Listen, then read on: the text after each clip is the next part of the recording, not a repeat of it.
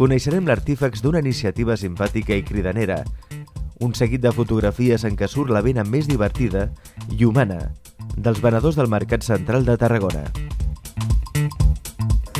Bueno, això va ser una idea que vaig tindre quan sabia que tenia que desplaçar-me aquí i vaig pensar a veure on hi hauria mercat per fer més ventes i vaig anar a buscar al mercat.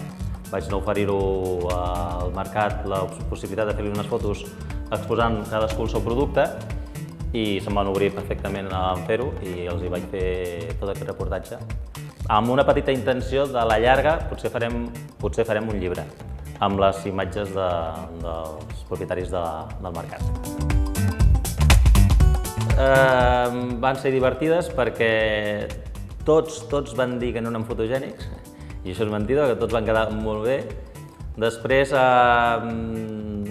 van patir una mica amb el peix perquè realment això quedava una olor molt forta a l'estudi i hi ha gent que més atrevida, com per exemple el de l'Anna, que van portar un peix espasa, va ser espectacular.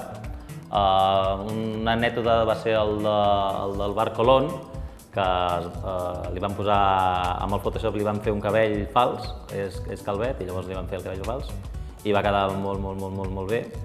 I res, el que sí que he trobat és que la gent al mercat, com a persones, són increïbles.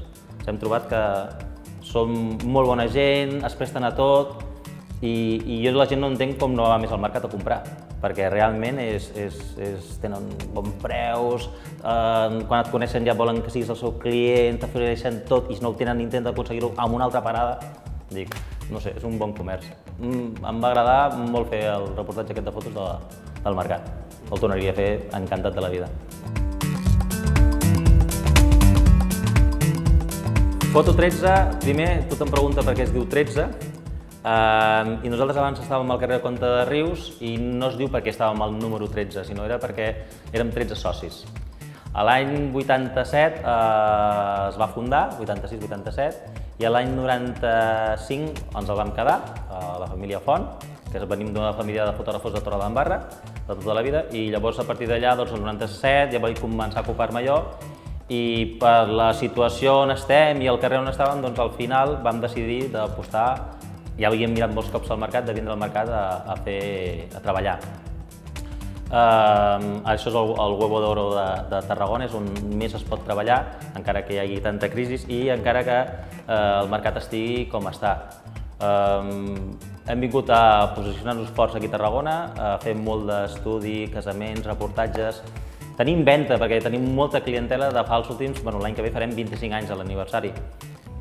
Tenim molta clientela, però busquem que la gent ens conegui i una de les opcions ha sigut amb això del mercat.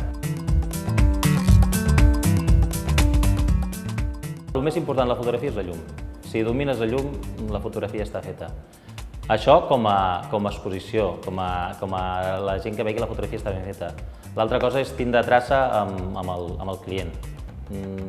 Si jo puc donar-te confiança en 3 minuts, jo les fotos les puc fer ben fetes des del començament. Si no et dono confiança en mitja hora, aquelles fotografies no tindrà cap encant.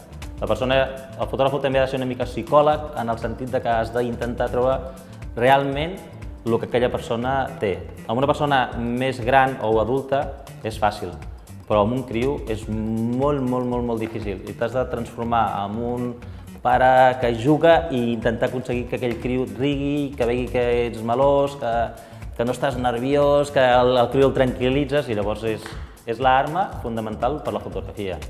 Si t'hi fixes, a vegades tu veus, en el teu cas, un noi i dius mira aquesta noia que guapa, però mira quin paio va.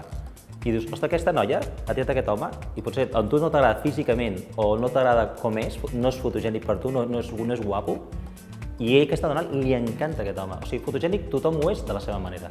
O sigui, l'encant de la persona l'has de treure. I només que treguis alguna cosa, ja en tens prou.